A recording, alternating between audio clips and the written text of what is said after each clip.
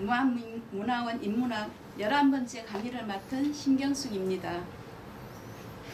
우선 제 소개부터 올립니다. 저는 2006년도 불교신문 신춘문예에 단편소설 단속사 가는 길이 당선되었습니다. 2016년 문화관광부 지원을 받아서 단편소설집 나비의 문을 발간했습니다. 작년에 현진건 문학상을 받았습니다. 현재 한국문인협회 무안지부장을 맡고 있습니다. 요즘 세계가 코로나19라는 전염병으로 마스크를 쓰고 여행을 자제하며 경제가 활발하게 돌아가지 않는 어려움과 두려움에 놓였습니다. 강의실에서 여러분과 대면하여 소통하면서 서로 의견을 주고받으며 공부해야겠지만 우리 문화원도 우리들의 건강이나 여러분들의 건강을 위해서 화면으로 강의하게 됐습니다. 하루빨리 정상으로 돌아가기를 기도합니다. 전염병이 도는 지금의 상황을 보면은 1353년 보카치오가 쓴 데카메론이란 소설책이 생각납니다. 피렌체에서 10명의 선남 선녀들이 전염병을 피해서 절장에 모여 하룻밤에 10가지의 이야기를 주고받으면서 열흘을 보낸 이야기입니다. 주로 사랑의 이야기를 했다고 합니다. 아주 명작으로 남아 있습니다. 요즘 여행이나 모임도 자제해야 되고 단체 생활을 할 수 없는 이때 우리도 여러 가지 매체를 통해서 문화생활을 즐겨보면 또 어떨런지요. 유튜브나 독서, 음악 감상 등을 통해서 해보시는 것이 어떨까요? 자, 오늘 금남 체부의 표해력에 대해 들어가겠습니다. 체부에 대해서 우선 생애에 대해 알아봅니다. 1453년 나주 동강면 성지 마을에서 출생했습니다. 우리 지역 바로 너러지 건너편입니다. 동간이 탐진체시고요. 진사에 급제했고 알성 문과에 급제했습니다. 그보다도 동국통감을 편찬하는데 자신의 역사론을 동국통감 240여 편 중에 절반을 논술했습니다. 대단한 논술가이기도 하고 역사에 대한 지식이 높다고 알고 있습니다. 1487년 제주 추세경찰관으로 파견되어 풍랑으로 표류하게 됩니다. 바로 표해력을 쓰게 된 계기가 되지요. 1504년 갑자사할 때 처형되어 불행히 돌아가십니다. 1507년에 도성지로 신원이 되었습니다. 표해록은 1571년 외손 유이춘이 목각으로 간행했습니다. 우리나라보다도 일본이 먼저 발행하게 돼서 1769년 당토행정기란 이름으로 출간됩니다. 1965년 미국 컬럼비아 대학 존 토머스 메스킬에 의해 영문으로 번역되기도 했습니다. 그 당시의 명나라의 행정이나 사법, 군사, 해로, 기후, 산천, 도로, 풍속 등 아주 세밀한 그 시대의 이야기가 적혀 있습니다. 특히 우리나라에는 수차를 가지고 와서 우리 충청도의 한해 지방에서 유용하게 써졌습니다.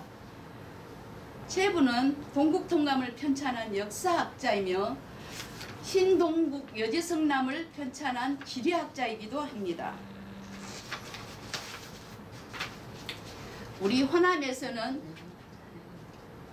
절이와 의리를 가진 대표적인 선비 정신을 가진 선비라고 봐집니다. 표해록이란 어떤 책일까요? 표해록이란 바다를 표류하면서 겪은 것을 기록한 것입니다. 우리나라에는 장한철의 표해록과 홍어장수, 문선덕의 표해록이 아주 많이 알려져 있습니다. 그럼 표해력의 가치는 어떨까요? 체부에 생과 유업이가 있는 자리입니다. 무안고 몽탄면이 아니라 마주 동강면 성길이입니다. 체부의 표해력 가치. 표해력은 마르코 폴로의 동방견물록과 일본의 성녀 웬닝의 입당 구법 순례 행기와 함께 중국을 여행한 3대 계문으로 손꼽힙니다. 당시에 명나라의 정치, 경제, 군사, 문화교통 등을 상세하게 기록되었습니다. 특히 강남에서 강북지방을 가로질러 여행한 기록을 생생하게 적었다는 점에서 의미가 큽니다. 체부 표해록에 한문 원문이 나와 있습니다. 상당히 귀중한 자료로 보관되어 있습니다. 표해록의 의미와 가치. 표해록의 내용은 500년 전의 사람인 체부가 남긴 중국 계문이다. 간단한 말이지만 그 내용 중에서는 상당히 깊습니다. 자신과 42명의 배를 타고 가다가 폭풍우를 만났습니다. 체부는 추세경차관으로 제주에 파견되었습니다. 추세경차관이란 죄를 짓고 도망간 사람들을 잡기 위해서 국가에서 보내는 사람입니다. 제주에 음력 11월에 갔는데 윤정월의 부친의 부고를 듣고 장례를 치르기 위해서 오다가 표류를 하게 됐습니다. 내용이 국왕으로 제출된 보고서였습니다. 처음에는 아주 유창한 한문으로 54,000자가 쓰여졌습니다. 우리나라보다도 외국에서 인정을 먼저 받아 1769년 청정금검이 당토행정기라는 이름으로 번역하여 보급하였습니다. 1965년 미국 콜롬비아 대학 존 메스킬이 영어로 완역하였고 1979년 후손 최기용 선생이 한글로 번역하였습니다.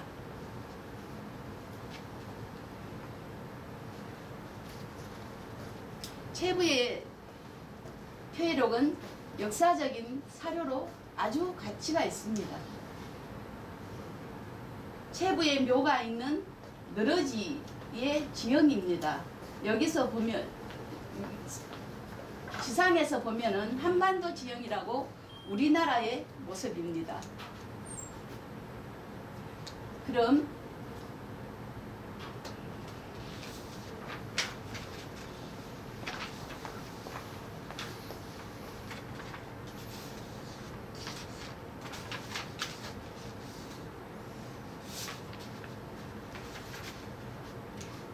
체부의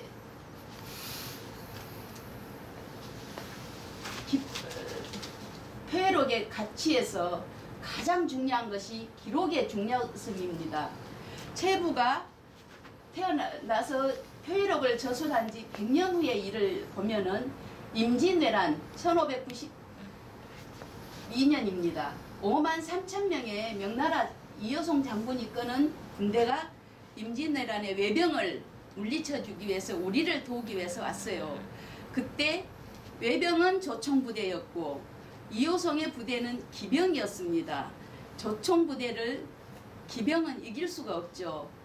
다행스럽게 53,000의 군사 중에 남부지역 절강성에 3,000명의 포병이 들어왔습니다.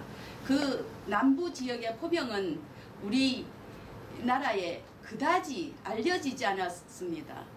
그 사람의 습성을 우리의 유성룡 장군이 표해록을 읽고서 풍습이나 습관, 음식, 성정 등을 알아 그분들을 잘 유도하여서 평양성을 탈환했다고 합니다. 가장 중요한 이런 기록적인 사실입니다.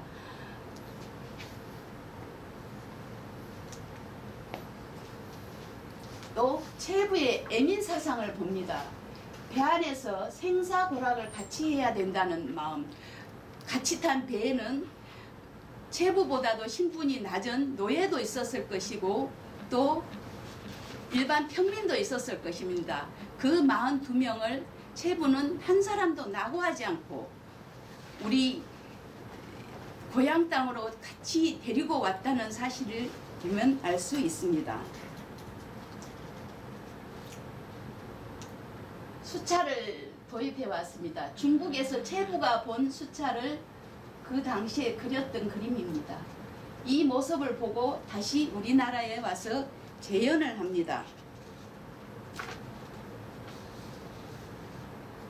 그만큼 체부는 새로운 문물에 대해서 도전적이고 진취적인 의식을 가졌던 사람이죠.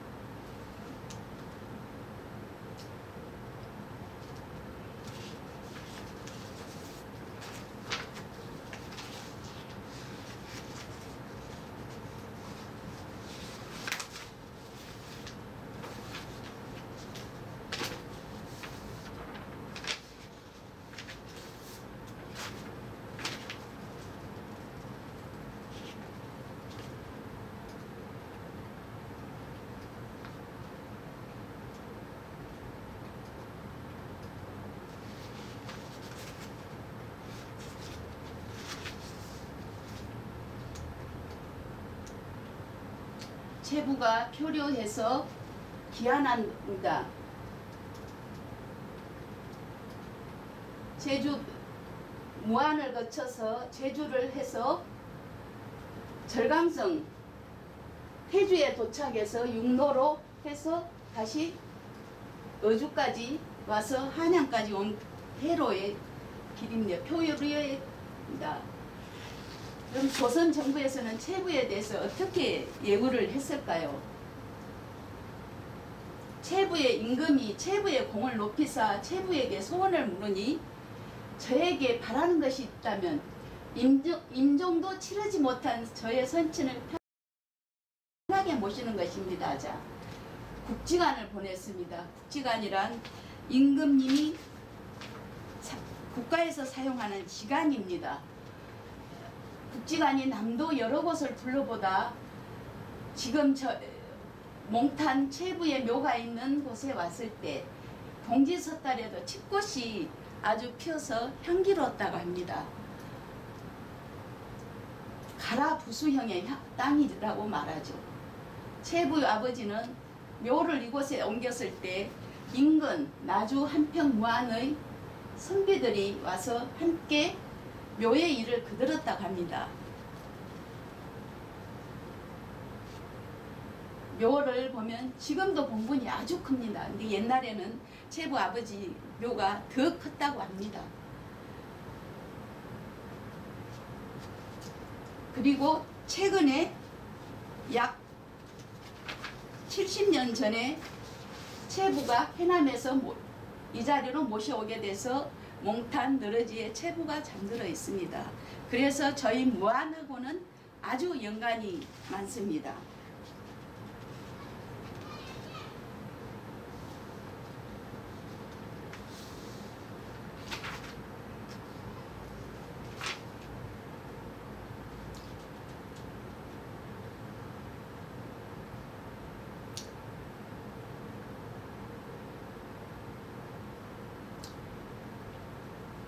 제주도에서 체부가 임금과 부모를 그리며 지은 시입니다.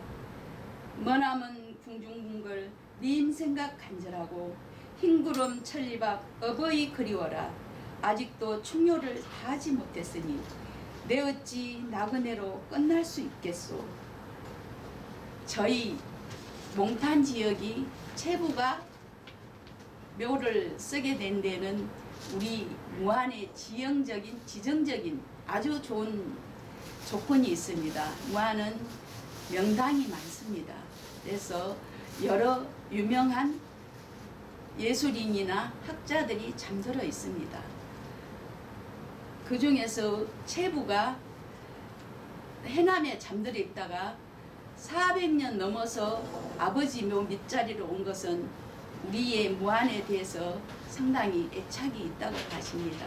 지금 현재 저희 영산강은 그다지 백길이 막혀 있지만은 고대에는 우리 영산강을 통해서 문물이 들어오고 나간 국제함입니다. 왕민이 일본으로 천자문을 가지고 갔던 것과 체부가 영산강을 통해서 제주를 통해 중국으로 표류하게 된 것도 다 이 영산강이라는 지정학적인 가장 훌륭한 강이 있기 때문입니다. 지금 현재 21세기를 살면서 저희는 영산강을 끼고 있는 체부의 묘나 우리의 무안을 어떻게 더 발전시킬 수 있는가를 한번 생각해 볼 수 있습니다. 거기에 따라서 전국의 해양문학가를 봤을 때 거제에 하나 있었습니다. 체부를 기념하는 해양문학관을 체부의 묘 근처에 갖다 놓을 것을 생각해 보지 않을 수 없습니다.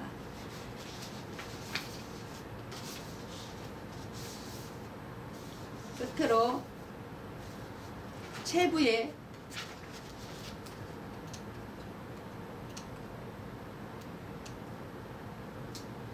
원문을 한번 같이 낭독해 보겠습니다.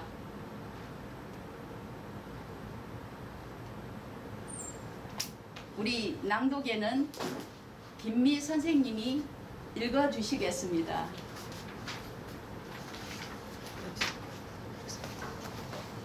이날은 짙은 안개가 사방을 가로막아서 지척도 분별할 수 없었는데 저녁으로 접어들자 빛발이 3대같이 굵어졌다. 밤이 되자 비가 약간 그쳤으나 무섭고 밀려오는 큰 파도는 마치 산과 같아서 높을 때에는 푸른 하늘로 솟는 듯 했고 낮을 때는 깊은 연못에 들어가는 듯 했다. 세차게 이는 충격으로 튀어오르는 파도 소리가 천지를 찢는 듯 했고 모두 바다에 빠져 썩어서 못쓰게 될 것이 경각에 달려 있었다. 막금과 권송들이 눈물을 훔치면서 나에게 말했다. 형세가 이미 급박해졌으니 더 이상 희망이 없습니다. 그는 나에게 의복을 갈아입고서 죽음을 기다릴 것을 청했다. 나는 인과 마패를 품에 놓고 상관을 갖추어 있고 매우 두려운 마음으로 빌며 하늘에 축원했다. 저는 하늘을 살아오면서 오직 충효 우애를 마음먹었으며 마음을 속이거나 모함이 없고 원수나 오난을 산 적이 없고 내 손으로 살해한 적도 없으니 비록 하늘은 높지만 실로 굽어 살피시는 바입니다. 지금은 임금의 명을 받들어 제주에 갔다가 부친상을 당하여 돌아오는 중입니다. 제게 어떤 죄와 허물이 있는지 알지 못하나 혹시 저에게 죄가 있다면 벌이 저에게만 미치게 하는 것이 옳을 것입니다. 배를 같이 탄 40여 명은 죄가 없는데 바다에 빠지게 되었으니 하늘이 어찌 불쌍히 여겨 감싸주지 않습니까? 하늘이 만약 이 궁지에 빠진 사람을 불쌍히 여긴다면 바람을 돌려주고 파도를 그치게 하여 저로 하여금 다시 한번 삶을 얻게 하여 얼마 전에 죽은 아버지를 장사 지내고 70에 가까운 저의 노모를 봉양하게 해 주십시오. 다행히도 대궐의 뜰 아래서 임금에게 예를 다한 후에 비록 10,000번 죽어 살지 못한다 해도 저는 달갑게 받아들이겠습니다. 말을 끝내지 않았는데 막금이 나의 몸을 감싸 안으면서 말했다. 한 집안의 사람들이 100년의 괴로움과 즐거움을 모두 이 한 몸에 의지하였기를 마치 10명의 앞 못 보는 사람이 하나의 지팡이에 의지하는 것과 같이 했는데 지금 이러한 상황에 이르렀으니 다시는 한 집안의 사람들을 볼 수 없게 되었습니다. 그가 가슴을 치며 발로 땅을 치며 통곡을 하자 베리이아도 큰 소리로 울면서 손을 모아 하늘의 도움을 빌었다.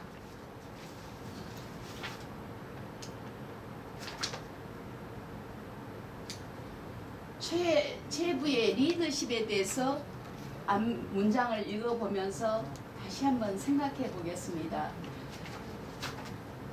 2018년 7월 27일 춘천 사람들이란 작은 신문이 있습니다. 오랫동안 생각하기라는 리더의 조건은 단 한 가지, 오직 헌신이다 라고 존 맥스웰은 말한다. 그는 리더의 조건에서 리더십은 과정의 법칙에서 형성되고 매일매일 오랜 기간 끊임없이 배우고 성장하는 사람에게서 발현된다고 한다. 최부의 금남독이 탄생하기까지는 생사를 넘나드는 여정의 연속이었다. 요즘의 교통망과 통신망을 상상할 수 없던 때 바다는 죽음의 모험일 수밖에 없다. 최부의 책은 마르코 폴로의 동방견물로, 일본 성녀 앤닌의 입당 구법순례 행기와 같이 중국 역사상 3대 기행문의 하나로 꼽히고 있다. 최부는 표류라는 비일상적인 사건으로 조선사절의 공식 여행에서 벗어나 전무후무한 체험 공간의 확대를 이루었겠다. 그 어떤 외국인도 꿈꾸지 못한 명나라 대국을 종단하는 대문화 기행을 해냈다. 체험 공간의 확대에 따라 서술 세계도 자연히 확대된다. 최부라는 중국 문명에 통달한 한 외국인이 빗장을 굳게 잠근 15세기 명나라의 실상을 소상하게 관찰, 기록해 세계적인 사료로 남겼다.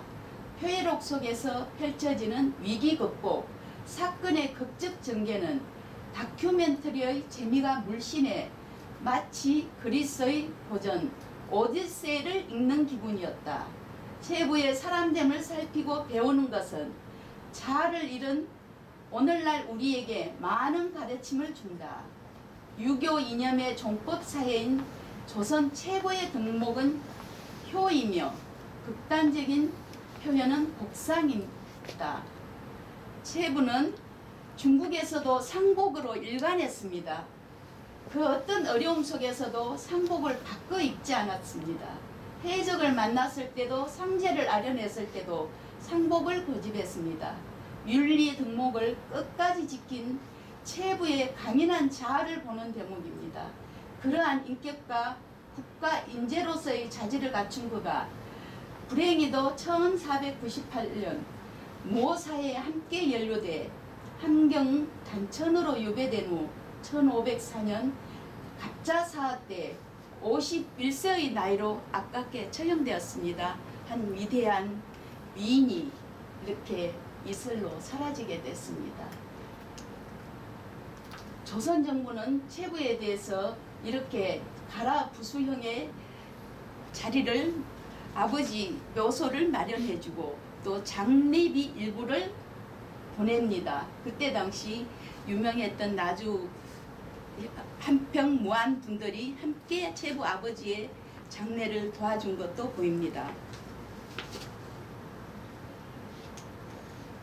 최부의 묘이고 위에는 아버지가 있습니다.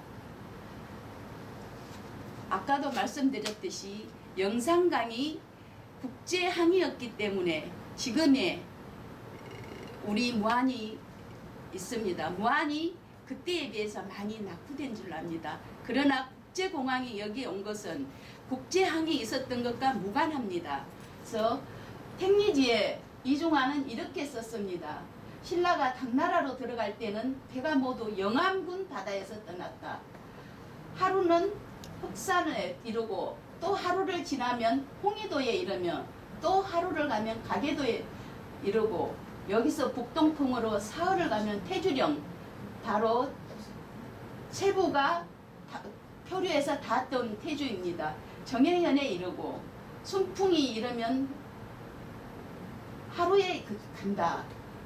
한 열흘이면은 우리나라에서 그 당시에 배로도 중국에 도착했다 합니다. 근데 지금은 비행기로 가면은 몇 시간 걸리지 않습니다. 어제 밤에 제주도로 비행기가 뜨는 것을 보면서 최부가 영산강을 건너서 배로 제주도에 갔던 것이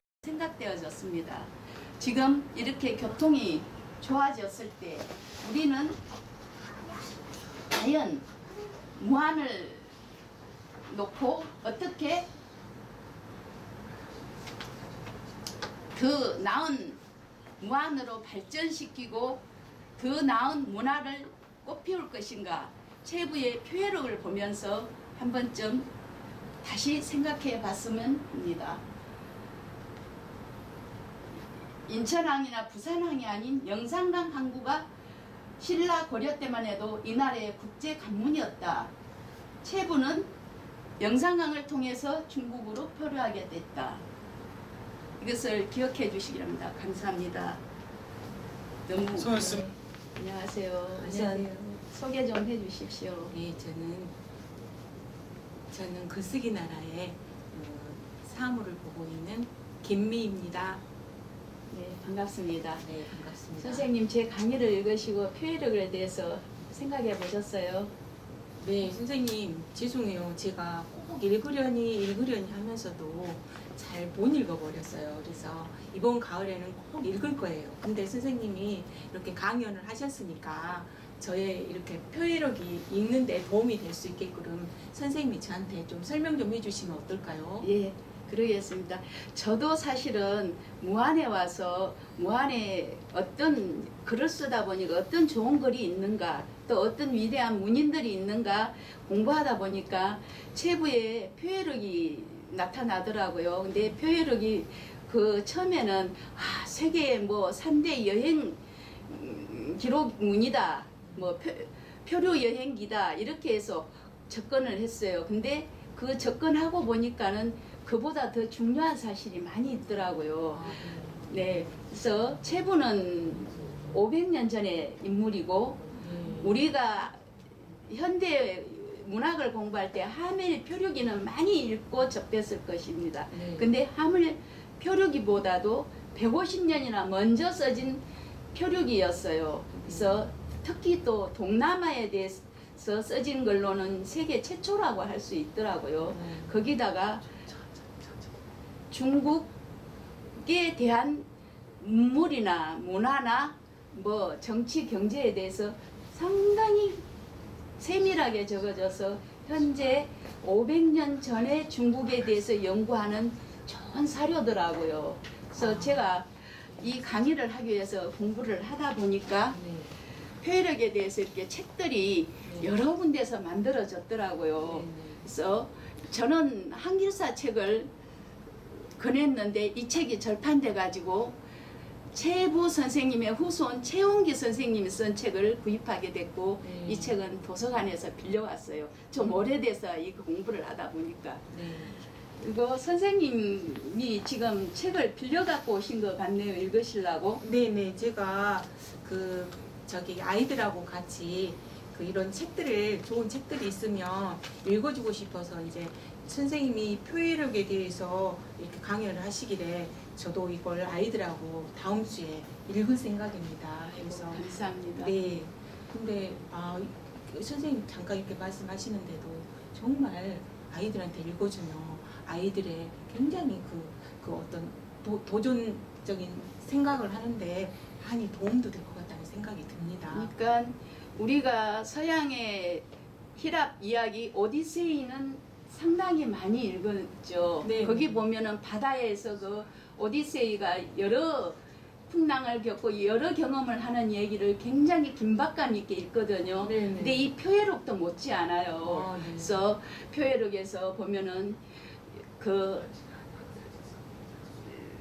저기를 그 해적들을 만나가지고 목숨을 잃을 위기에 닿고 또 먹을 것이 없어가지고 자기 오줌을 받아 먹는 것도 나오고 아이들이 읽으면은 흥미진진할 이야기거리들이 참 많이 있습니다. 네. 그보다도 우리 조선 선비의 기계가 보여져서 우리 지금의 아이들이 어떤 배워야 할 정신문화일 수도 있고 덕목일 수도 있거든요. 네네. 그래서 저도 이 책을 읽으면서 굉장히 다시 새삼 느끼게 되더라고요. 그래서 우리 그냥 오늘 네. 만난 김에 네. 이 책을 가지고 아이들에게 한 페이지씩 읽어줘 보면 어쩔까요? 너무 좋아요, 선생님. 그러면 선생님이 한 페이지를 네. 이게 일기 형식으로 되어 있어서 네. 하루치씩 읽어도 가능할 것 같아요. 네. 한번 읽어주시기를 바랍니다. 아, 네, 그래요, 선생님. 제가 이렇게 다 인지가 된 상태에서 이렇게 했더라면 좋았을 텐데 좀 아쉬움이 아까 있네요. 윤정을 엿새치를 읽으셨거든요. 네네. 이게 그 외의 것을 선생님이 한번 읽어보시면 네, 될 것 선생님 같아요. 죄송하지만 어느 정도 읽으면 좋을까요? 처음에 시작하는 데가 여기 윤정을 네네. 초하루 비 해가지고 일기 형식이니까 한 3일치를 읽어봐 주시면 네. 어쩔까요? 네, 선생님 저도 이 덕분에 한번 읽어도 보고 또 아이들한테 또 이걸 얘기해 주려면은 지금 좋은 기회인 것 같습니다. 제가 한번 읽어보겠습니다. 윤정월 1일 비 제주 목사가 아침 저녁으로 와서 조문하고 수정사 승려 지자의 배가 튼튼하고 빨라 간청해서 쓰는 배보다 나을 것이라고 했습니다. 제주 목사는 가나에서 군사 업무를 보는 고익경과 오순에게 별도포의 지자의 배를 베이라고 명했습니다. 2일 흐림 해뜰 무렵 신은 별도포에 있는 후풍관으로 나가보았습니다. 바다로 나가기 전에 날씨를 살피며 때를 기다리기 위해서였습니다. 혼도 채각 향교의 학생 김정린 등 20여 명과 내수사 전에 박중알 및 최근들은 모두 걸어서 15리 남짓 따라왔습니다. 조금 뒤에는 제주 목사가 말을 타고 달려와 위문했습니다. 3일 바다에서 표류 잠깐 흐리더니 비가 조금 왔습니다. 동풍이 살짝 불고 바닷물빛은 짙은 청색이었습니다. 대정 현감 정사서와 훈도 노경은 신이 친상상을 당했다는 소식을 듣고 말을 타고 달려와 조문했습니다. 채각과 박중알, 외학훈도 김계욱과 군관 최중중, 진무 김중리 등 10여 명과 학장 김전노와 김등래도 향교 학생 20여 명과 함께 표구에서 존송해 주었습니다. 김전노와 김등래는 떠나는 것을 간곡히 말렸습니다. 저희 늙은이들은 섬에서 자라 바닷길을 잘 압니다. 한라산에 구름 끼고 비가 오며 날씨가 고르지 못할 때는 반드시 바람의 변화가 생기니 배를 타서는 안 됩니다. 또 가래에서는 친상을 듣자마자 길을 떠나라는 조목에 하루에 100리를 가되 밤길은 가지 말아야 한다. 비록 슬프더라도 몸을 해치는 일은 피해야 하기 때문이다. 라고 합니다. 밤길을 가는 것도 안 되는데 하물며 이 큰 바다를 건너며 어찌 신중하지 않을 수 있겠습니까? 떠나기를 고하는 사람과 말리는 사람들의 말이 모두 일리가 있어서 해가 높이 솟아오를 때까지 어떻게 할지 결정하지 못했습니다. 그러나 향해를 책임진 아느가와 동풍이 마침 알맞으니 떠날만 합니다. 라고 했고 박중일과 최중도도 떠나자고 했습니다. 신은 마침내 작별을 고하고 배를 올랐습니다. 오리쯤 가니 노를 젓던 군인들이 입을 모아 말했습니다. 오늘은 바람이 세게 불다가 잦아들기도 하고 먹구름이 두껍게 졌다가 개기도 하니 이처럼 날씨가 고르지 못한 날에 이처럼 파도가 사나운 바다를 걷는다면 후회할 일이 있을까 걱정됩니다. 별도포로 돌아가 순풍을 기다렸다가 다시 떠나도 늦지 않을 것입니다.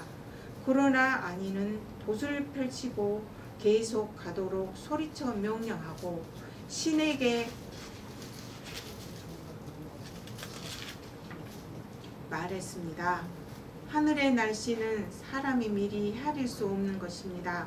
잠깐 사이 구름이 걷히고 하늘을 볼 수 있을지 어찌 알겠습니까? 악명을 받던 신하가 배가 포로하거나 침몰된 적이 드물었습니다. 이는 모두 임금의 덕이 지극히 높음을 실제로 하늘이 알기 때문입니다. 어찌 떠난 길을 되돌리느냐 지체할 수 있겠습니까? 겨우 대화탈토를 지났는데 배를 탄 사람들 모두가 입을 모았습니다. 제주와 추다로 사이에 있는 거요랑을 향해 바로 바다를 가로질러 올라가 바람을 따라 추자도에 정박하면 매우 빨리 갈 수 있을 것입니다. 하지만 군사는 그 말을 듣지 않고 키를 잡고 바람 부는 대로 수독도를 지나 서쪽으로 갔습니다. 바다가 어둠컴컴해지면서 바람은 약해지고 비가 내리기 시작했습니다. 추자도에 가까이 갈 즈음 물살이 아주 급해지고 하늘도 캄캄해졌으므로 군인들에게 열심히 노를 젓게 했지만 군인들 모두 노를 힘껏 젓지 않으며 투덜댔습니다. 이런 날씨에 배를 출발시킨 것이 누구 잘못입니까? 그 때문에 배는 뒤로 흘러갔습니다. 초란도에 이르러 서쪽 해안에 닿아 가까스로 닷을 내리고 정박했습니다. 한밤중이 되자 호상리가 말했습니다. 이 섬은 비록 동풍을 맞고 있지만 삼면이 트여 있어 배를 대기에 좋지 않습니다. 지금 또 북풍이 차츰 일어나고 있는데 앞이고 뒤고 기댈 곳이 없게 된 것이니 어찌하겠습니까? 또한 배는 처음에 된 곳에 있지 않고 점점 바다 한가운데로 들어가고 있습니다. 내린 닷줄이 끊어질지도 모릅니다. 지금은 닷을 올려 조금 앞으로 나아가 바닷가에 메어 두었다가 날이 밝기를 기다려 노를 저어 추자도로 들어가는 것이 좋을 듯합니다. 닷을 올리니 아닌 게 아니라 정말로 닷줄이 끊어져 있었습니다.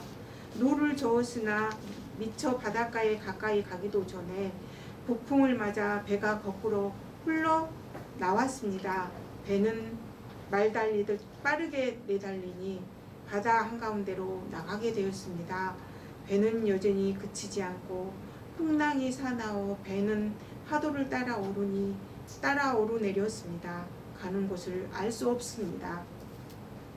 아이고 네, 선생님. 수고하셨어요. 네. 긴 장문을 읽어주시느라고. 네. 지금 윤정을 초 하루에서부터 나흘까지를 네. 읽으셨어요. 네. 이 여행은 체부가 경세 차관으로 제주에 도착하여서 쓸 때가 음력으로 11월입니다. 겨우 한 달여 지났는데 아버지의 부고를 받습니다. 아버지가 돌아가셔서 장례를 치르기 위해서 체부의 생가지인 나주를 다시 돌아와야 되는데 겨울의 날씨에 풍랑이 일어서 배가 제대로 운행을 못하는 장면을 기록하고 있습니다. 네. 아주 긴박하게 된 상황입니다. 네.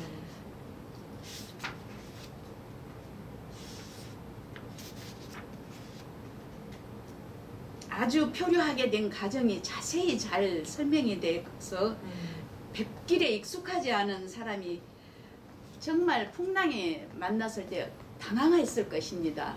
또 뱃길에 익숙한 사람은 파도의 무서움과 풍랑의 무서움을 알기 때문에 또 두려워했을 것입니다. 이 안에서 체부를 위시한 43명은 상당히 곤욕스럽고 또 내분이 일어날 수도 있었을 것입니다. 체부의 아버지 장례를 치르기 위해서 출발하지 않았더라면 이런 위험에 빠지지 않았을 것이다 하고 체부를 원망도 했을 것 같아요. 예, 그렇겠어요. 네, 그랬을 때 대부분이 이 서양의 책들에 보면은 그 내분이 일어나서 선장을 죽이고 뭐 이런 경우도 많이 있더라고요. 이 체부도 그러지 말라는 또 우리 체부에 같이 동성한 상황에서 겪지 않을까 싶은 위험도 있었겠죠. 이럴 때 체부는 그 사람들을 참 잘 다스려서 네. 6개월이라는 긴 시간 동안을 항해를 해서 다시 한 사람도 죽지 않고 돌아왔다고 해요. 네. 그게 체부의 굉장히 훌륭한 덕목이 아닌가 생각되어집니다. 네. 4일날은 큰 바다 가운데서 이렇게 표류를 하는 그림이 나와 있습니다. 네.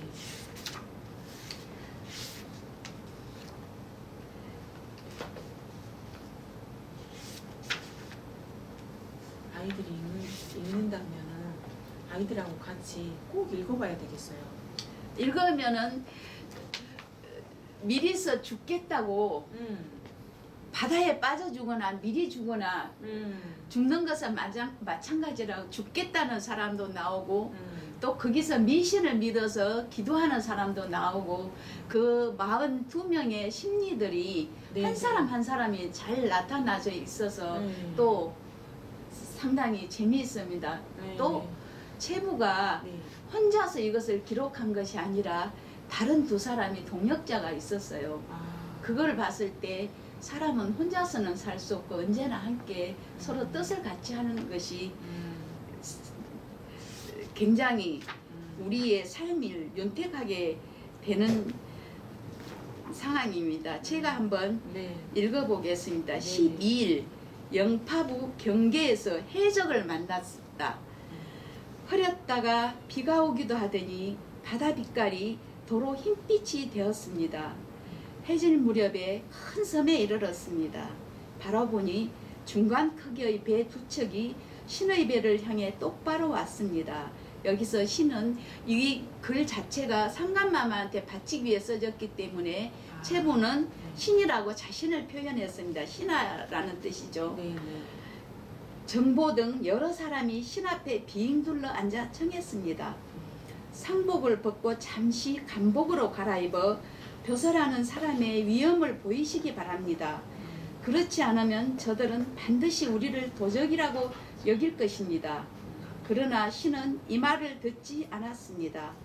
신이 아버지를 여인 것도 표류를 당한 것도 다시 살아난 것도 하늘의 뜻이며 하늘의 뜻은 본래 고든 법인데 어찌 하늘의 뜻을 어기면서 거짓을 행할 수 있겠습니까? 체부에 굉장히 고든 정신이 나타나 있는 글이죠. 조금 뒤에 두 배가 점점 가까워져 서로 만났습니다.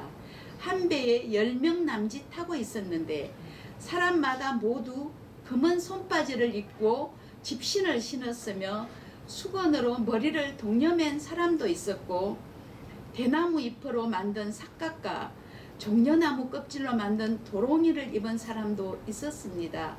요란스럽게 떠드는 소리는 모두 중국말이었습니다. 신은 종이에 글을 써 건넸습니다. 조선국의 벼슬아치 체부는 왕명을 받들고 섬에 갔다가 부친상을 당해 급히 바다를 건너다 바람을 만나 표류해 이곳에 이르렀소. 이곳이 어느 나라 마을인지 모르겠소. 중국 사람의 대답이 돌아왔습니다. 이곳은 대당국, 당시 중국은 명나라가 통치하고 있었지만 당나라 시절부터 보통 대당국이라 불렀다. 명나라였지만은 대당국이라고 본인들은 불렀다고 설명이 달려있네요. 절강성 서장 영파부 닝보 지방이요. 조선으로 돌아가려면 대당국 안으로 들어가는 것이 좋소. 그들은 먹을 물을 2통 가져다 주고는 동쪽으로 가버렸습니다. 신은 노를 저어 한 섬에 들어가 배를 대게 했습니다. 또 다른 배 한 척이 다가와 어느 나라 사람이냐고 물었습니다. 신은 다시 소개하고 이곳이 어느 나라 땅인지 물었습니다. 이곳은 대당국 영파부 하산이요. 나는 임대라는 사람이요. 만약 대당국으로 들어간다면 데리고 갈 테니 금은 도화가 있으면 주시오. 나는 복명사신 임금의 명을 받고 파견된 관리 복명사신이지 장사하는 사람이 아니요. 게다가 바다에서 표류하며 떴다 가라앉았다 한기인데 어떻게 보화가 있겠소.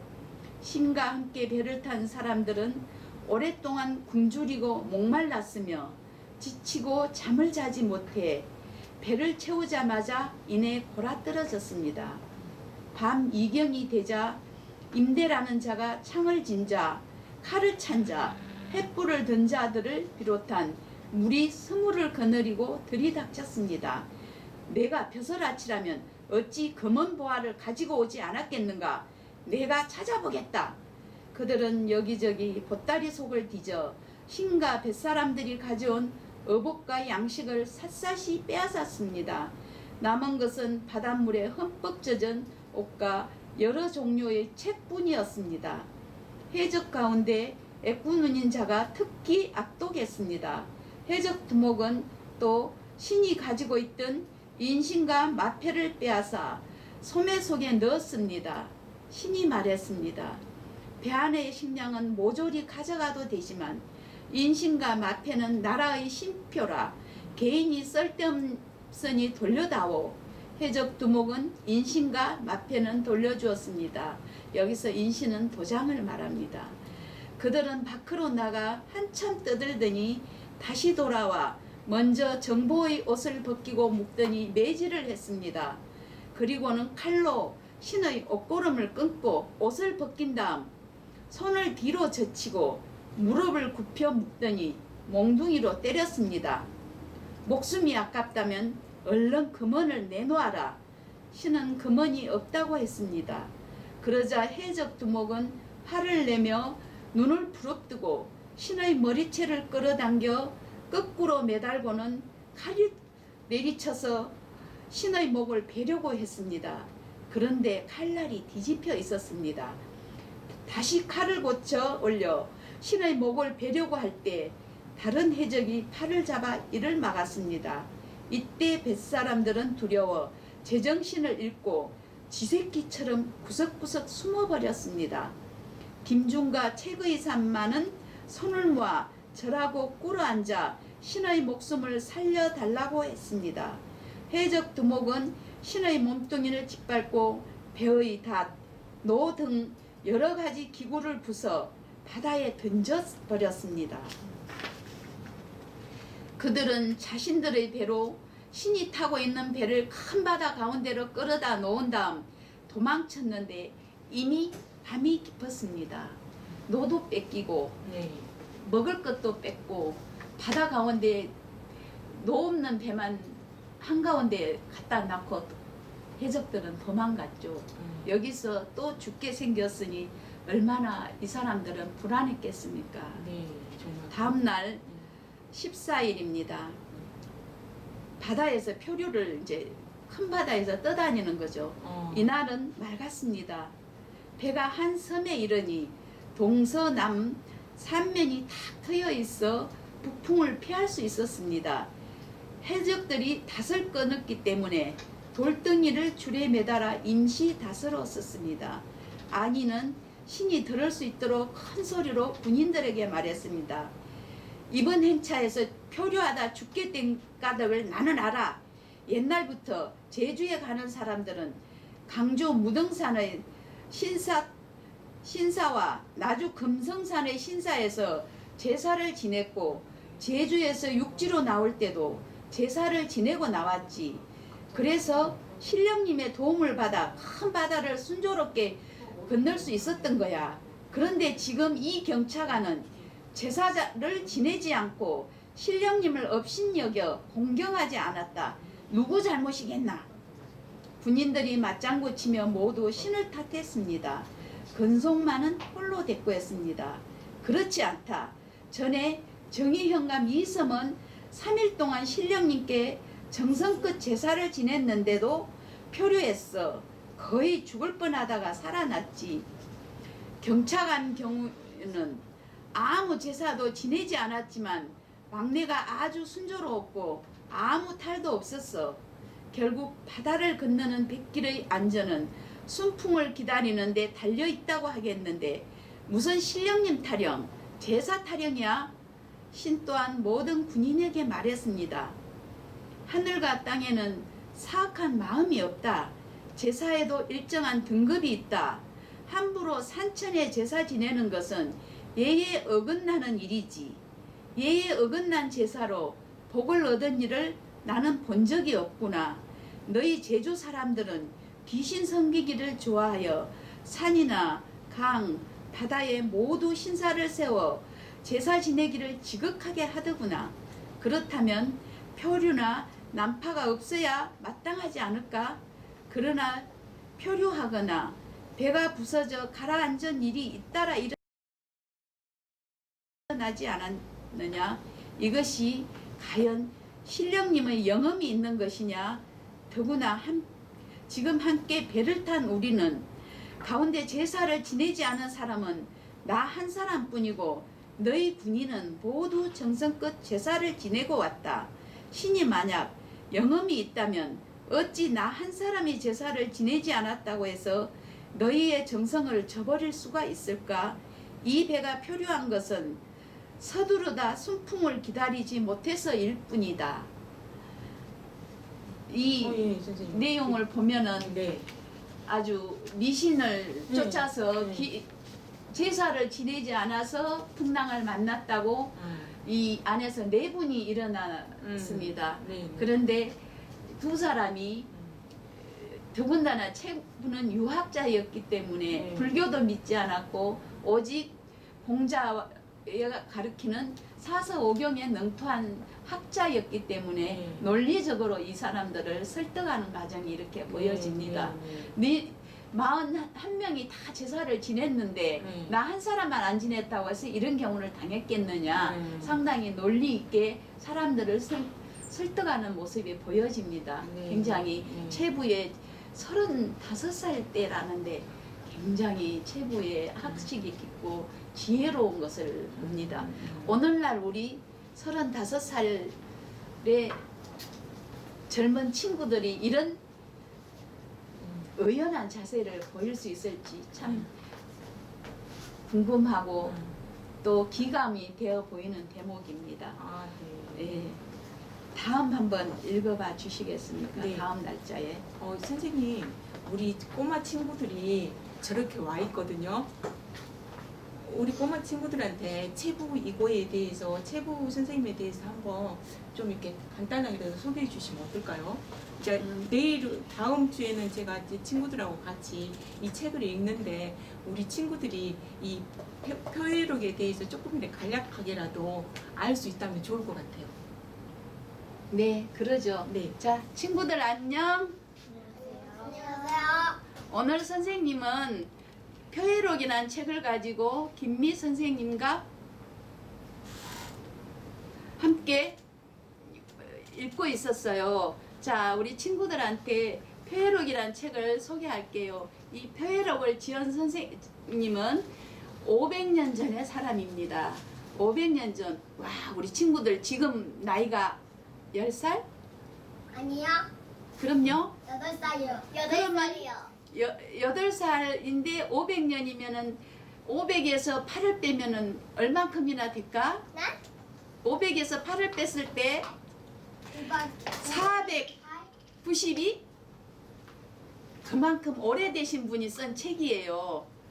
그런데 이 책은 바다를 떠다니다가 풍랑을 만나서 태풍을 만나고 폭풍을 만나서 떠다니면서 힘든 일을 겪은 것을 쓴 글이에요. 그래서 우리 친구들도 또 이 최부 선생님은 우리 지역에 묘가 있어요. 몽탄 너르지에 있어요.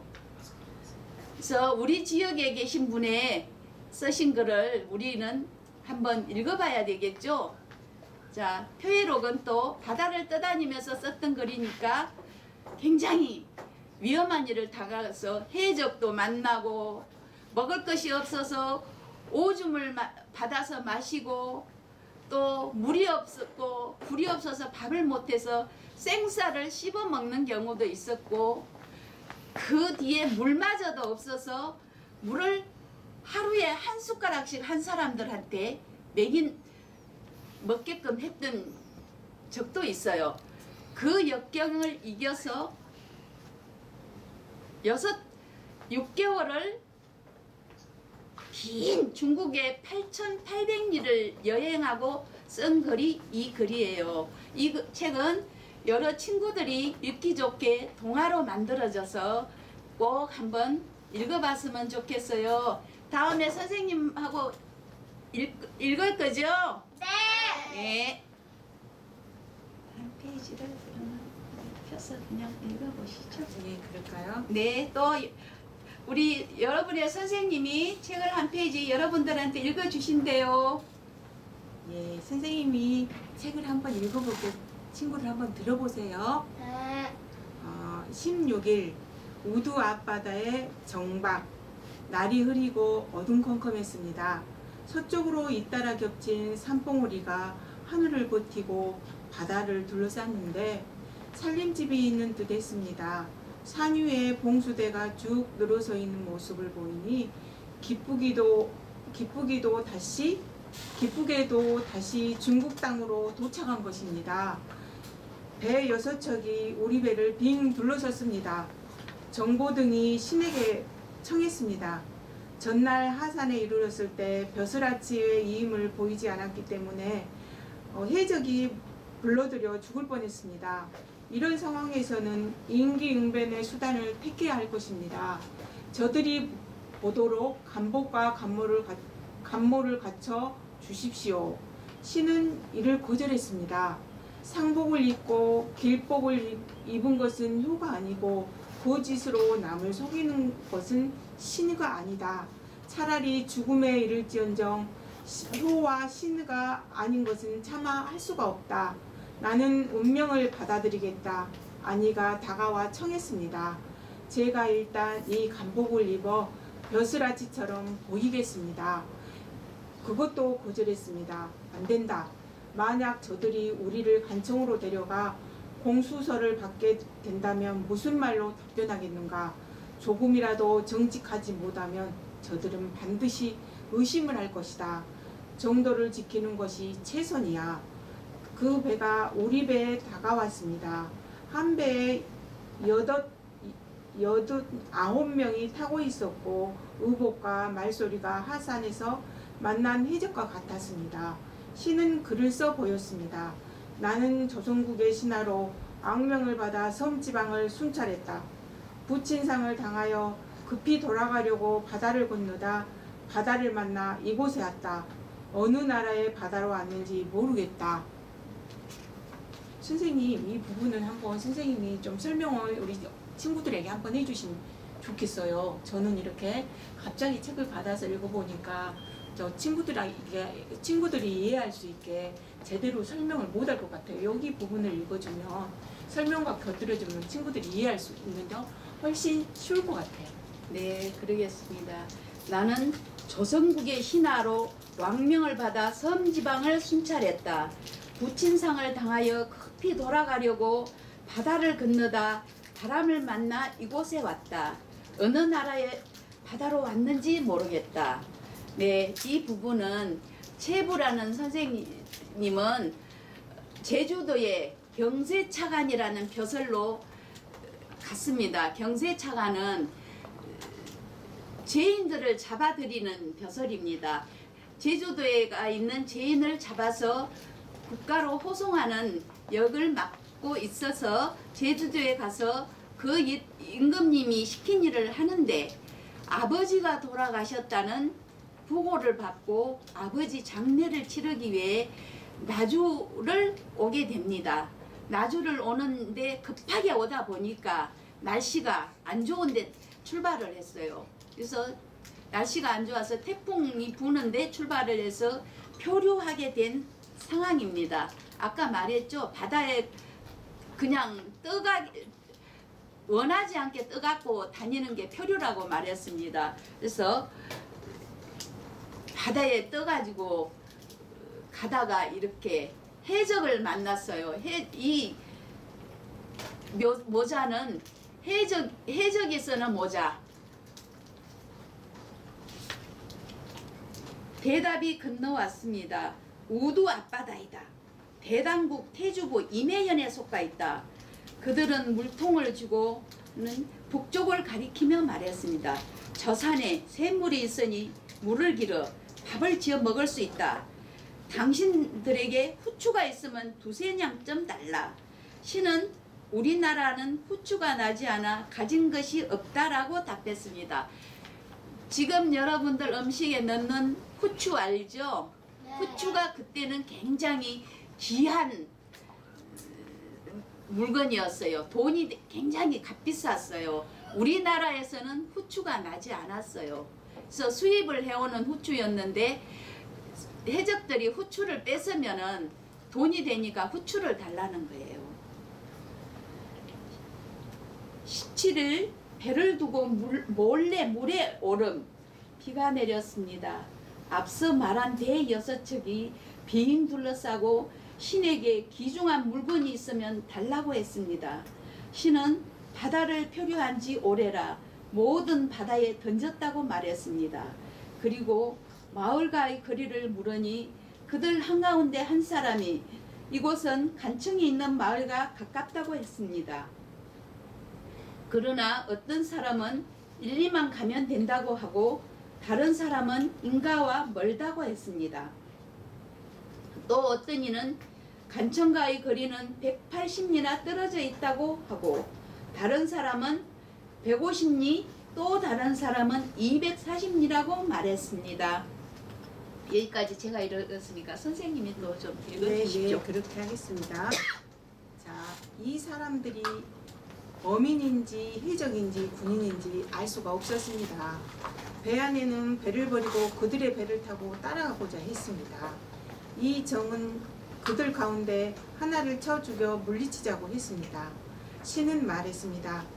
둘 다 옳지 않는 것 같다. 저들이 만약 해적과 같은 분류라면 아니의 말대로 했을 때 저들은 육지에서 멀리 떨어진 곳으로 끌고 가 우리를 빠뜨려 죽이고는 흔적을 없앨 테지. 하지만 저들이 고기잡이나 군인이라면 이정우 계획을 따르다가는 큰일이 날 것이다. 지금 저들이 하는 짓을 살펴보도록 하자. 저들은 시끄럽게 떠들며 배를 다투어 들어와 눈에 보이는 것을 모두 빼앗아갔습니다. 저들은 자기들의 배를 따라가자고 했습니다. 신은 밥을 지어 먹고 시장길을 면한 다음 따라가겠노라고 하며 상황을 살폈습니다. 비가 내리기 시작하자 그들이 모두 배 안으로 들어가고 망을 바는 사람들이 없었습니다. 신은 사람들에게 말했습니다. 저들이 하는 짓이 매우 한강하구나. 지금 일을 잘 처리하지 못하면 끝내는 바다 한가운데 귀신이 되고 말 것이다. 마침내 신은 종과 벨이 등을 먼저 거느리고 배에서 내리고 잇따라 여러 군인들도 내려 비를 무릅쓰고 숲속을 뚫고 도망쳐 숨었습니다. 애닌곰리를 가니 한 마을이 있었습니다. 신은 베리와 군인 한 사람 한 사람을 돌아보며 진심을 담아 말했습니다. 이처럼 상사의 괴로움을 함께하니 우리는 한 핏줄과 다름없지 않겠느냐. 이제부터 서로를 보호한다면 온전한 몸으로 돌아갈 수 있을 것이다. 모두 대답했습니다. 분부대로 하겠습니다. 신은 다시 말했습니다. 우리나라는 본래 예의 나라다. 비록 포로하고 도망다니는 급박한 가운데서도 위험을 세워 이 땅 사람들에게 우리나라의 예절을 보여야 한다. 베리들은 가는 곳마다 내게 엎드려 절하고 꿇어 앉았고 군인들은 베리들에게 엎드려 절하고 꿇어 앉도록 하라. 또 마을 앞에서나 성 안에서나 떼지어 와서 구경하는 사람이 있더라도 반드시 두 손을 모으고 허리를 굽혀 up하는 예를 차리고 감히 방자에게 굴러서는 안 될 것이다. 분부대로 하겠습니다. 마을에 남자 여자 늙은이 아이 할 것 없이 우리를 대상하게 여기며 모여들어 구경꾼이 담처럼 둘러섰습니다. 신이 종자와 함께 앞으로 나아가 up하자 모두 소매를 모아 몸을 굽혀 담례했습니다. 신은 즉시 조선에서 온 연유를 알렸습니다. 신분이 높아 보이는 두 사람이 신에게 다가왔습니다. 당신들이 조선 사람이라면 어떤 사연으로 우리나라 국경을 넘어오게 되었소? 당신들이 해적인지 공물을 바치러 온 사람인지 혹은 표류해 온 사람인지 낱낱이 써내면 조선으로 돌려보내주게 될 것이요. 신은 종이에 표류하게 된 연유를 쓰고 인신과 관대, 마패와 문서를 보여주었습니다. 두 사람은 다 보고 나서 신의 앞에 차례를 꾸러 앉으면 갈리 베리들과 차례로 엎드려 군인들을 가리키며 말했습니다. 귀국이 A의 나라임을 들은 지 오래되는데 과연 듣던 바와 같소. 그들은 곧 집에 있는 사종을 불러 마음과 차와 술을 가져와 군인들도 두루 마시게 하고는 마을 앞에 절에서 쉬게 했습니다. 그리고 나서 밥을 지어와 대접하고는 좋은 곳으로 보내드리겠다며 우리를 떠나게 했습니다. 신은 그 말에 따라 길을 떠났습니다. 마을 사람들은 몽둥이와 칼을 집어들고 진과 복을 치기도 했습니다. 앞길에서 그 진과 복 소리를 들은 사람들이 구름처럼 모여 소란스럽게 큰 소리를 지르고 사방에서 사람들이 밀려와 번갈아 감시하며 호송했습니다. 마을 앞에서도 뒷마을에서도 다 이와 같이 했습니다. 50여리를 지나니 벌써 밤이 깊었습니다. 이 상황은 선생님 지금 중국에서 이제 그 중국 사람들이 우리 그 표류하는 사람들을 그 인정하는 장면이에요. 네. 인정을 받게 되는 거죠. 바로 체부의 리더십이 나타나는 네. 부분이죠. 네. 아주 순서대로 해서 직급대로 해서 예의를 갖춰서 비록 그 얼마나 힘든 상황이겠습니까? 목숨을 잃었고 뭐 어복이 제대로 돼 있었겠습니까? 먹기를 제대로 했겠습니까? 네. 잡혀서 뭐 엄청나게 지금도 그런데 얼마나 몰골이 우스웠겠습니까? 그런 사이에서도 자기의 그 본분대로 순서대로 예의를 지켜서 체부를 섬기고 그 밑에 또 베리들을 섬기고 군인들을 섬기고 이런 순서를 지켜서 질서를 잡아서 이끌었기 때문에 6개월이란 긴 시간 동안 한 사람도 낙오되지 않고 또 건강한 모습을 아파서 어떻게 뭐 다쳐서 그렇게 돌아왔다는 사람이 없거든요. 이렇게 43명이 그 시절에 500년 전에 다 고향에 돌아올 수 있었던 체부의 리더십이 잘 나타나 있는 그런 장면입니다. 이것을 봤을 때 오늘날 우리 학생들이나 우리 가정에서 우리는 이런 제대로 된 경로 사상이나 효 사상을 가지고 있는가 하는 의문을 가지게 되는 부분이죠. 요즘은 너무 한 자녀 기르면서 너무 아이들 위주로 해서 어른도 없는 경우도 있고 좀 아나무인인 경우도 있고 그런 경우가 많은데 이 질서를 가지는 것이 더 저는 참 좋아 보였어요. 그래서 꼭 지금 아이들에게 이 책을 읽히고 싶고 권하고 싶은 것도 그 중에 한 부분입니다. 선생님 정말 그래요. 그 체부가 대단하신 분인 것 같아요. 그 뭐 이렇게 중국에 그 가서도 이렇게 당황함이 없이 그 중국 사람들이 우리를 어떻게 할 것인가, 또 당장에 이급하다고 해서 뭐 이렇게 뭐 적당한 수로 거기를 넘어가려고도 하지 않고 그것을 아주 적나라하게 아주 순서에 입각해서 또 그 사람들이 어떻게 우리를 볼 것인가에 대해서도 참 다 이렇게 설명해 줘가면서 이렇게 하시는 우리 체부 선생님은 정말 대단하신. 이게 아까도 말씀드렸지만 35살인데도 체부가 가지고 있는 학문적인 지식이나 지혜는 엄청 깊은 거죠. 이게 중국에 가서 그 사람들을 대하면서도 한 번도 안 가본 곳을 가본 것처럼 그 지리에 박식이 있었고 학문에 또 깊이가 있었기 때문에 막힘이 없었죠. 그래서 어디를 가든지 중국어는 모르지만은 필담으로 모든 것이 대화가 통했고 또 가서 체부가 시를 지어서 또 인정을 받기도 했고 이렇게 고매한 인격으로 인해서 체부가 대단히 대접을 받았던 걸 봤을 때 저희는 어떤 난관을 겪든지 어떤 위험을 겪든지 우리가 가지고 있는 기본적인 소양이나 인문학 지식이나 이런 지혜가 있다면은 어떤 어려움도 극복해서 이겨나올 수 있다고 생각되어집니다. 그래서 서양의 오디세이도 참 좋은 책이고 재밌습니다만은 그에 못지않은 책이 체부의 표회록이라고 생각돼서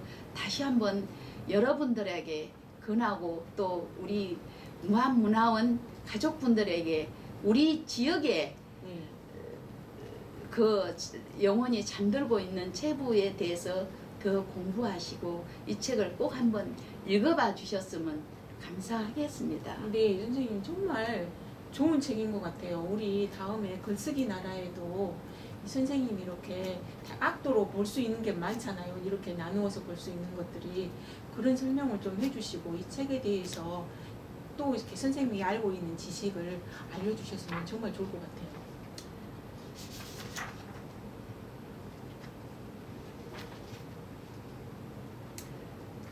더군다나 체부가 경험한 그 여행 경로는 중국의 운하 시설이 굉장히 발달했는데 운하로 그 북경까지 가게 됩니다. 왕을 아련할 때 그 지역의 묘사도 상당히 아름답게 돼 있고 또 그 풍속이나 그런 것이 엄청 잘 표현되어 있어서 지금의 현재에도 그 시절 500년 전에 그 역사적인 것을 상당히 알기 쉽게 적어져 있어서 사료로서도 값어치가 많습니다. 그래서 중간에 두고 우리 여기 10일 날 한번 읽으시고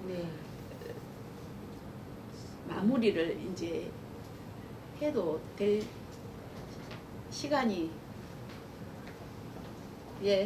한번 읽어보십시오. 10일 날 네, 선생님 그러면 10일 날을 제가 한번 읽어보도록 하겠습니다. 10일 항주에 머문 고벽이 와서 말했습니다. 북경에 가려면 앞길을 몰라서는 안 됩니다. 우리나라 소주와 항주 그리고 북공과 광동의 지역은 바다로 장사하러 가는 배들이 드나들면서 해행국에 가서 가구를 만드는 홍목과 후추 등을 온갖 향료를 사들이느라 끓이지 않았는데 열이 가면 5만 오게 되니 그 길이 아주 험난합니다.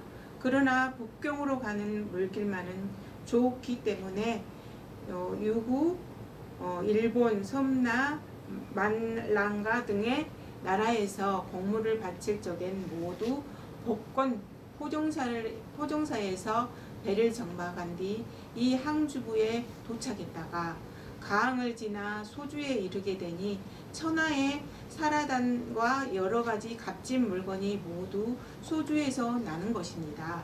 소주에서 상주를 지나 진강구에 이르면 양자강을 건너게 되니 양자강은 이 항주부에서는 천열이나 됩니다.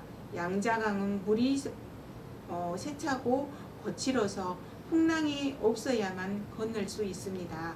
양자강을 건너 곧장 북경에 이르기까지는 약 40밀이 걸리는 길입니다.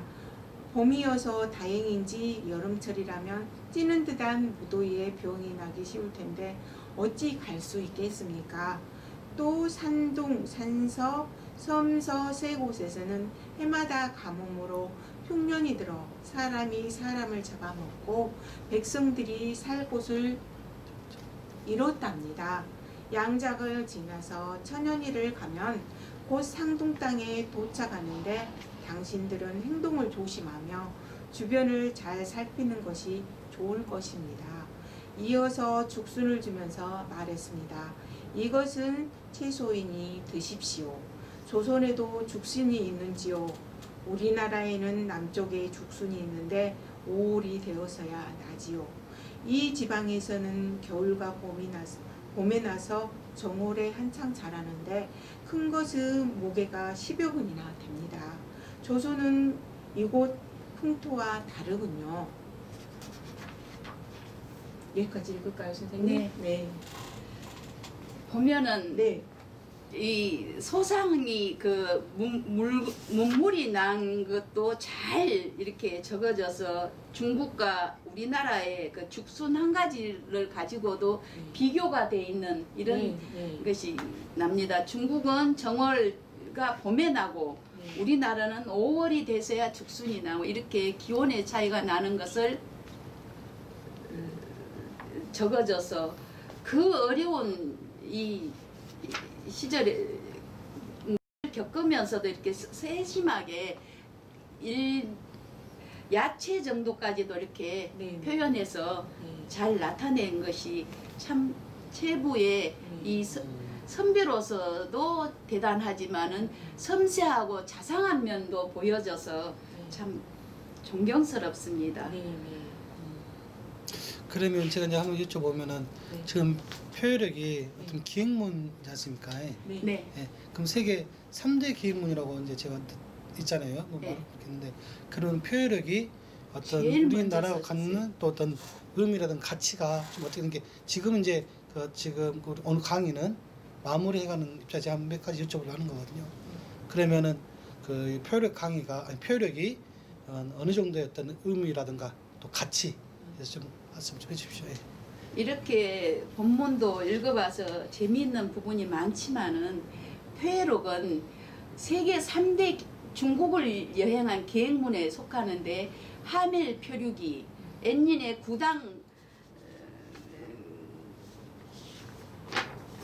엔닌의 쓴 성녀가 쓴 구당을 여행 기록, 그 다음에 체부가 쓴 표회록입니다. 그 중에서도 하멜의 표류기보다는 150년 전 이야기이고 특히 세계에 알려지지 않은 동아시아, 중국 남부의 이야기를 섬세하게 아주 세세하게 적었다는 것이 굉장히 가치가 있습니다. 지금 현재 중국에는 그 기록들이 없는 것이 체부의 기록에 나타나서 중국 역사가들이 500년 전의 것을 연구할 때는 체부의 포회록을 가지고 연구를 합니다.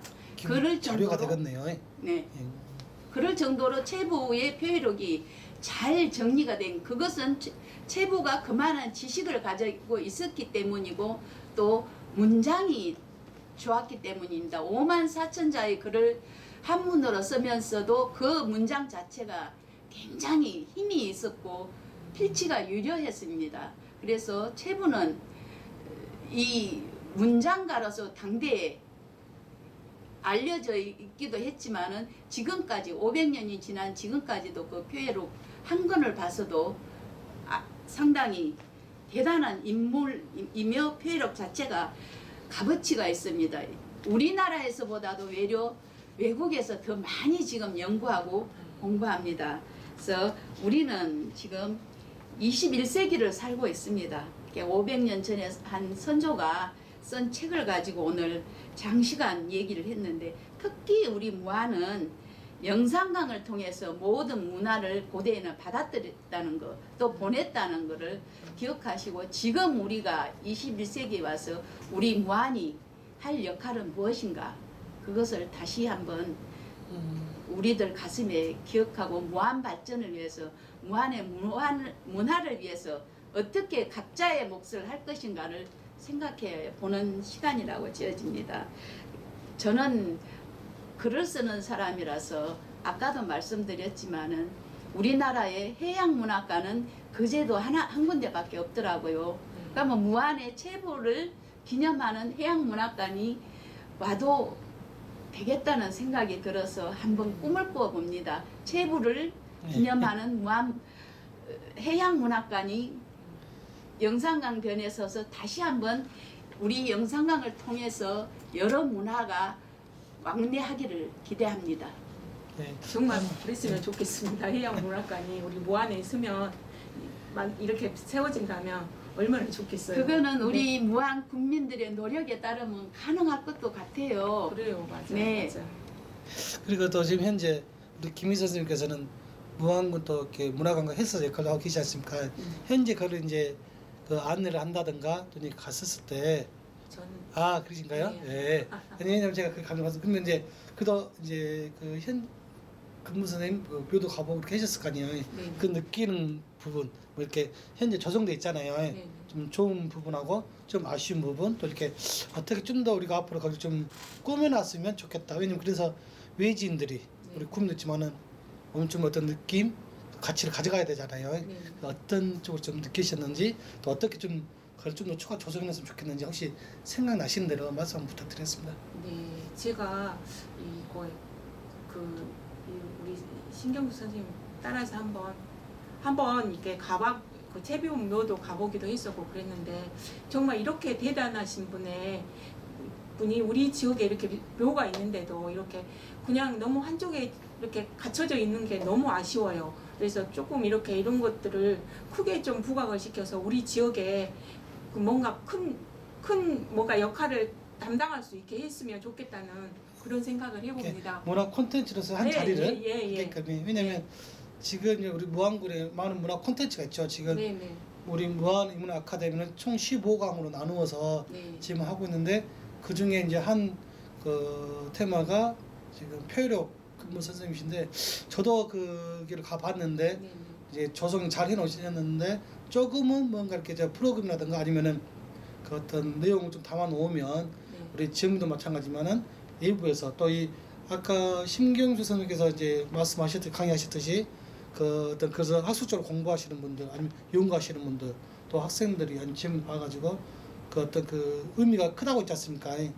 그래서 이제 이런 부분을 좀 더 우리 지자체에서 네. 좀 조정해서 이렇게 해놓으면 더 활성화되지 않을까 저는 네. 개인적으로 그런 마음이 들고 있습니다. 그래서 이런 부분을 또 이렇게 오늘 또 이렇게 강의해 주신 심경수 선생님께서도 좀 더 아까 말한 그 해양 박물관처럼 좀 더 어떤 방향성 혹시 또 추가로 좀 생각하고 계신지 왜냐하면 박물관은 겁나 큰 사업이거든요. 근데 단계적으로 또 이렇게 좀 활성화할 수 있는 부분이 혹시 좋은 어떤 방향을 모색할 수 있는 어떤 내용이 있으신지. 몇 년 상당히 오래전에 해양문학관을 앞해도에다 유치하려는 이 목포 신안 근방에 문인들이 있어서 거의 될 걸로 생각을 했던 적도 있었습니다. 그런데 어떻게 힘이 부족한 건지 앞해도에 못 쓰고 해양문학관이 없고 말았는데 또 전남문학관이 서기 위해서 사실은 작년에 저희들이 우리 국민들 서명운동을 한 2,000명 받았죠. 네. 그렇게 해서 중앙에서 자금이 그 부분이 조금 여유가 있었던 걸로 알고 있어요. 그래서 전남에 전남문학관이 오게 하기 위해서 전남인들이 각 분 단위로 서명 날인을 한 2만 명 정도 해서 중앙에 올렸던 걸로 알고 있는데 그런 추세라면은 나주에는 인백호 문학관이 있고 또 목포에는 목포 문학관이 있고 한평 무안 신안의 문학관이 이 서남 쪽으로 없습니다. 그럴 때 우리 무안이 좀 더 박차를 가면은 최부 선생님을 모신 해양문학관을 유치할 수 있는 힘을 기른다면 가능하지 않을까 저는 그런 꿈 아닌 꿈을 좀 꾸어봅니다. 여러분들의 관심이 또 협조가 많이 필요합니다. 제가 이제 무안에 와서 이렇게 문화 쪽을 이렇게 같이 협력해서 일을 하고 있는데요. 무안에는 문학관이 없죠.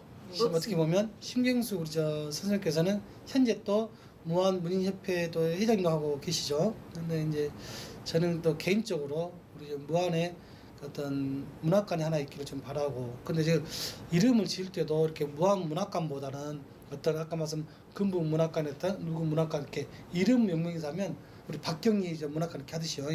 그러면 더 그걸 와서 또 그다음에 이제 우리 무안의 전반적인 문화도 볼 수 있고 그래서 저도 개인적으로 문학관이 좀 만들어지길 바라거든요. 그래서 아마 이런 말씀한 부분도 어떤 문화의 힘이 있기 때문에 이런 기록도 있어지고 이게 또 무안에도 자랑으로 만들어 수 있지 않습니까? 그래서 이런 문학관에 대해서 만드는 그 당위성 당연히 알고 계실 것 같은데 그래도 또 문학관에 대해서 좀 어떻게 해서 생겨졌으면 하는 바람이 있지 않습니까? 그런 것도 한번 좀 이야기 좀 한번 해주시겠어요?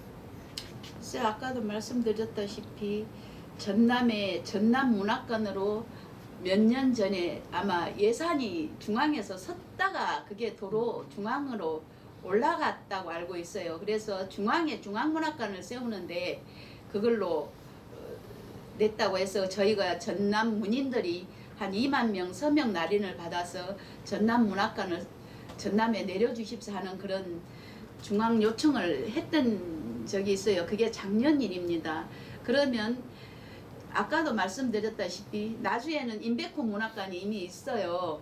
그 다음에 목포에는 목포 문화관에서 김연이나 차범석이나 박하성이나 뭐 김무진이나 이런 분들을 목포 문인들을 기념하는 그런 역할을 하는 곳이 있습니다. 그럼 가까운 저희 무안은 최보 선생님도 계시지만은 또 초이라는 대단한 인물이 시서화에 능하신 예술인이 계십니다.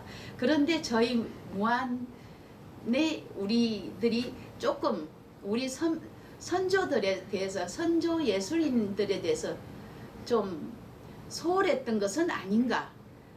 더군다나 저 노촌 임상덕이라는 분의 또 문장가가 또 계신데 그런 분들에 대해서 우리가 가지고 있는 지식이나 관심도가 좀 떨어지지 않는가 해서 이 기회를 빌어서 우리는 우리 지역에 있는 선배 문인들이나 예술인들을 좀 더 한 걸음 가깝게 접할 수 있는 그런 문화의 장을 만들고 싶고 만들어졌으면 하는 바람입니다. 그 이제 저도 좀 또 하나 생각하는 게 뭐냐면 우리 저 김민 선생님께서 이제 책을 읽어주면서 아이들하고 이렇게 소통을 하잖아요. 그리고 또 우리 글쓰기 나라 이런 또 소통해 나가시고 근데 여기서 이렇게 글 쓰는 것에 대해서 이렇게 뭐 많이 이렇게 활성화되지 않은 것들 많이 노력한다고 해도 특히 아이들 같은 경우에 그래서 지금 이 표현력이 어떤 기획문이고 또 이들하고 어떤 직접적인 연관도 있지 않습니까? 이런 글쓰기 어떤 체험에 대해서 그것도 나의 문화유산 답사기 이런 또 그 전문가 그때 문화재청 그 청장님처럼 우리 아까 아이들하고 이제 소통을 이렇게 했듯이 이런 표현력을 읽고 또 쉽게 풀이해주면서 우리 이런 아이들이 이렇게 학생들이 또 이렇게 우리 무한 답사기라든가 그다음에 또 나가게 되면 이제 코로나가 이제 어느 정도 많이 완화되면 이렇게 좀 돌아다니면서 직접 의들이 이렇게 기획문을 써가는 어떤 체험 그래서 이것을 또 우리가 또 책으로 담아서 남겨 놓으면 좀 좋은 방이 될 것 같아요. 그래서 선생님께서도 이런 부분에 대해서 실제로 작은 민간단체에서 활동하지만은 학교에서도 실은 민간단체가 협력해서 해갔으면 하는 바람이 있는데 혹시 생각하시는 것 중에서 지금 제가 말씀드린 요점 있잖아요. 이런 방향에 대해서 혹시 좀 뭐 좀 생각해 보신 게 있으신지. 그러게요. 저도 이렇게 그런 생각은 해보지만 그게 막 이렇게 그 제 개인으로 하기에는 좀 힘들어서 또 왜냐하면 제 막 이렇게 차 운행도 해야 되는데 위험성도 있고 이래서 이런 것들은 막 이렇게 직접 실행해 보지는 못했지만 언젠간 한번 꼭 했으면 좋겠다는 생각은 늘 가지고 있었어요. 만약에 이제 우리 코로나 상황이 네네. 이러니까 오늘 네. 강의 같은 것도 비대면 이렇게 하잖아요. 네네. 근데 차후에 좀 이게 좀 완화되고 네네. 종시되면 더 좋은 거겠죠. 그러면 저희가 이제 어찌됐건 공모 사업을 통해서 이런 우리 아이들과 떠나는 뭐 이렇게 기획문 표로 저는 이제 그런 아이템으로 좀 수업을 하나 프로그램 해봤으면 좋겠다 생각이 돼요. 그걸 우리 문화원하고 이렇게 기타 등록해가지고 그러면 이런 사업들이 저는 이렇게 한국출판문화산업진흥원 같은데 저는 공모를 같이 해가지고 우리 아이들 갖다 하는 뭐 표로 해가지고 우리 강사 선생님하고 선생님 같이 아이들 하는 것도 참 좋지 않겠냐 생각돼요. 버스도 대체하고 이렇게 해가지고 우리 그런 부분으로 우리 그 표현력이 또 새로운 표현력으로 만들고 플러스 이제 우리 아이들이 뭐 핸드폰으로 이렇게 참여하잖아요. 그렇게 같이 시간 아이들하고 겸해서 같이 하면 좀 재밌는 표현력이 나오지 않을까? 멋진가요? 아니, 저는 갑자기 그 생각 들어서 아이들에게 다양한 문화를 체험할 수 있는 그런 기회가 되는 거죠.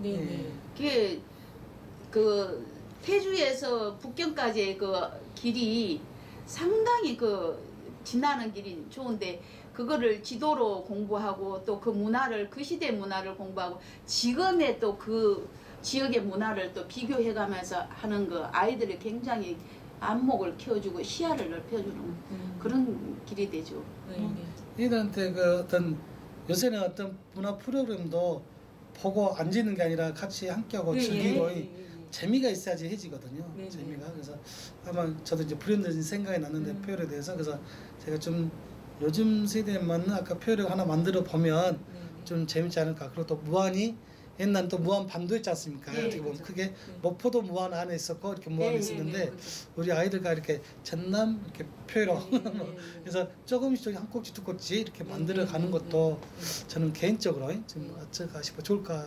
아, 너무 좋은 좋죠. 생각이에요. 아이들한테 굉장히 좋은 기회를 주는 네. 거죠. 그리고 저도 요새 그런- 예. 네, 꼭 그렇게 좀 해주셨으면. 그리고 이제 요새 아이들은 유튜브 있잖아요. 이렇게 네. 크리에이터 했잖아요. 네, 네. 그것도 미리 수업을 좀 통해서 네, 좀 네. 가르쳐지면 네. 그런 표력을 해나가면서 실시간으로 네. 지금 이 수업도 어떻게 보면 영상 제작해서 우리 인문독서 아카데미 하지만 이 표현랑도 떠나는 여행이지 않습니까? 네. 그러면 아이들한테 이렇게 유튜브 같은 것도 할 수 있으면 네. 그 순간순간은 네. 실시간 영상 통해서 하면은 또 살아있는 네. 표현력이 되지 않을까 네, 네, 싶어요. 네. 그래서 이런 부분은 저희 선생님들 같이 고민해서 네. 우리가 해보도록 하겠습니다. 네. 하여튼 오늘 수고 많으셨고 네. 이제 마지막으로 네. 한 말씀씩 정리하도록 하겠습니다. 마무리 말씀으로 네. 먼저 마무리 말씀하시고 네. 네. 제가 또 네, 그냥 오늘 인문 독서에 대해서 있어요. 저 이게 오늘 이 표율력을 통해서 많은 생각을 해봤습니다. 이 표율력이 우리 그 지역에 엄청난 그 문화 브랜드가 될 수도 있었다는 것을 이거 새삼스럽게 느껴봅니다. 또 우리 아이들에게 저는 이 표율력을 통해서 아이들에게 꿈을 키울 수 있는 좋은 계기를 만들어주고 싶습니다. 이상입니다. 우리 신민 선생님께서도 회록을 강의를 한 것이 아니라 제가 사실은 공부를 엄청 했습니다. 너무 즐거운 시간이었습니다. 여러분들도 그러기를 부탁드립니다. 예.